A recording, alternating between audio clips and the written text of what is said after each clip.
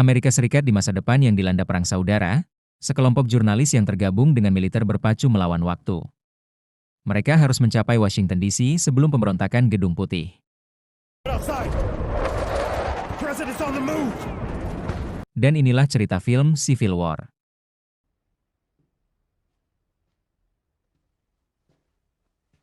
Suatu hari di masa depan, Amerika Serikat sedang menghadapi Perang Saudara Kedua. Texas dan California memisahkan diri dan membentuk pasukan milisi, sedangkan Florida membuat aliansi sendiri. Presiden yang sudah menjabat selama 3 periode sedang berpidato mengenai kekalahan besar yang dialami pasukan pemberontak. Pidato ini disaksikan oleh jurnalis foto Lee Smith dari kamar hotelnya di New York City. Pada saat itu juga, sebuah ledakan bom terjadi di kota. Keesokan harinya, Lee dan temannya Joel pergi ke tengah kota yang sedang dipenuhi aksi demo. Seorang jurnalis muda, Jesse Cullen, terluka di wajahnya di tengah kekacauan. Lee membantu Jesse dan memberikan rompinya sebagai tanda pengenal. Tiba-tiba, Lee melihat seorang wanita membawa bendera Amerika Serikat berlari kencang. Lee segera mencari perlindungan bersama Jesse setelah menyadari bahwa wanita itu akan mengandung bom bunuh diri. Setelah ledakan, Lee dan Jesse mengambil foto-foto kondisi setelah kejadian. Malamnya, Lee dan Joel bertemu dengan mentor mereka Sammy di sebuah pesta untuk para jurnalis. Mereka berencana berkendara melewati zona perang menuju Washington DC untuk mewawancarai presiden, meski presiden menganggap media adalah musuh.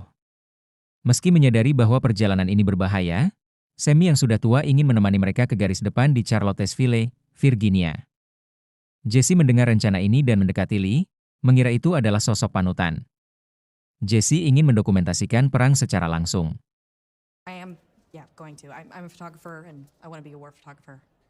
Hari berikutnya, Lee melihat Jesse bergabung dengan perjalanan mereka.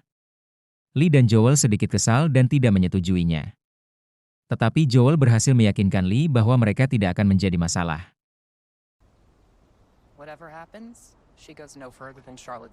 Dalam perjalanan, mereka mengisi bahan bakar dengan bayaran mata uang Kanada.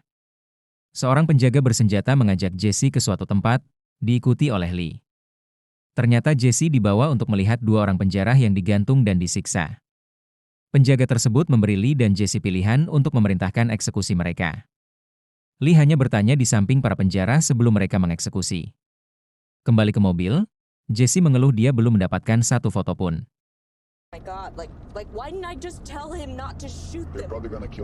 Perjalanan mereka berlanjut. Mereka berhenti di pusat perbelanjaan yang terbengkalai agar Jesse bisa memotret helikopter yang jatuh. Jesse meminta maaf pada Lee jika kehadirannya merepotkan, namun Lee tidak mempermasalahkannya. Malam harinya, mereka duduk bersama menyaksikan baku tembak di jarak yang tiba di langit.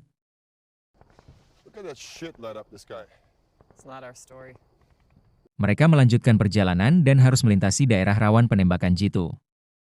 Kehati-hatian diperlukan agar tetap hidup sambil tetap mendapatkan foto yang bagus.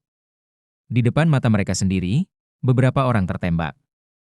Kelompok ini mengikuti para milisi sekutu ke atas gedung tempat penembakan jitu berada. Mereka berhasil menembak jitu dan menangkap anak buahnya.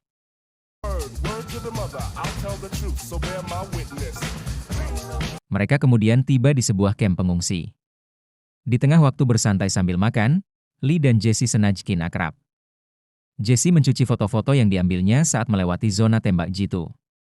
Jesse membahas awal karir Lee di mana dia berhasil mendapatkan foto ikonik dari peristiwa persahabatan sekelompok aktivis antifasis, Antifa.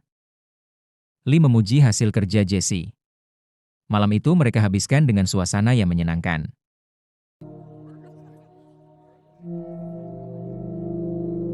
Keesokan harinya, mereka singgah di sebuah kota yang tampaknya tidak terpengaruh dengan adanya perang saudara. Kehidupan masyarakat terlihat damai. Mereka mampir ke toko untuk mengganti pakaian. Joel bertanya pada pemilik toko apakah mereka tahu tentang perang saudara yang sedang terjadi. Namun wanita itu menjawab bahwa kota tersebut memilih untuk mengabaikannya.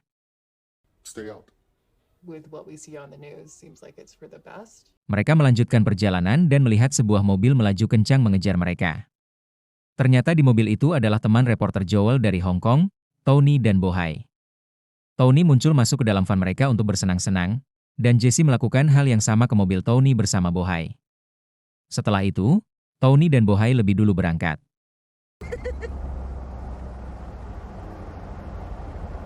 Mereka melanjutkan perjalanan dan melihat mobil Tony dan Bohai terlihat berhenti dengan pintu belakang terbuka. Mereka lalu dihadang oleh gerombolan tentara loyalis yang selama ini membunuh orang-orang yang lewat. Pemimpin gerombolan tersebut menembak Bohai dan membuat semua ketakutan.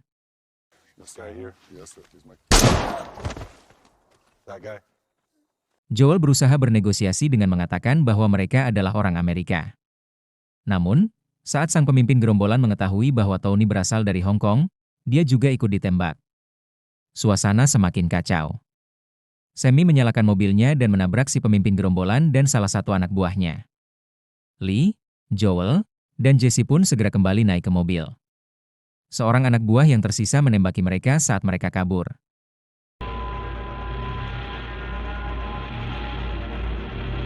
Mereka berhasil lolos. Jesse muntah di belakang sementara Sammy memberitahu Lee dan Joel bahwa dia tidak bisa melanjutkan menyetir karena terkena tembakan. Joel mengambil alih dan mengemudi hingga mereka tiba di sebuah pangkalan militer pasukan barat, Western Forces, di Charlottesville setelah melewati hutan yang terbakar. Sayangnya, saat tiba di pangkalan tersebut, Sammy tewas akibat luka tembaknya. Mereka kemudian bertemu dengan seorang jurnalis Inggris bernama Anya. Kabar beredar bahwa beberapa jenderal loyalis telah menyerah. Mendengar hal itu, semua hal yang telah mereka lalui, termasuk kehilangan Sammy, terasa sangat sia-sia.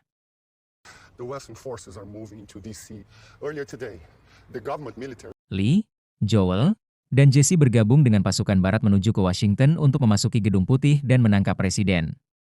Begitu memasuki zona perang, Jesse sangat bersemangat untuk mengambil foto, sedangkan Lee masih terguncang oleh apa yang terjadi.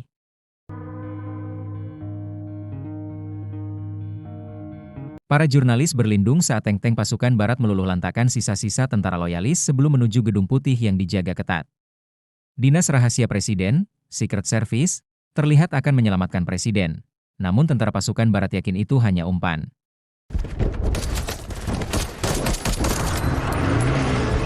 Mereka lalu masuk ke Gedung Putih. Mereka masih dihadang oleh beberapa anggota Secret Service bersenjata. Jesse hampir nyaris tertembak, tapi Lee mendorongnya dan akhirnya dia terkena peluru. Jesse mengambil foto momen-momen terakhir Lee sebelum dia terbunuh.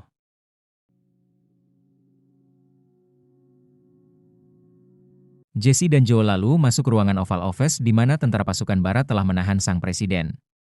Joel, yang marah karena kehilangan banyak teman, berlutut dan meminta satu kata terakhir dari presiden. Presiden memohon agar tak dibunuh. Presiden kemudian mengeksekusinya dan Jesse mendapat foto momen tersebut.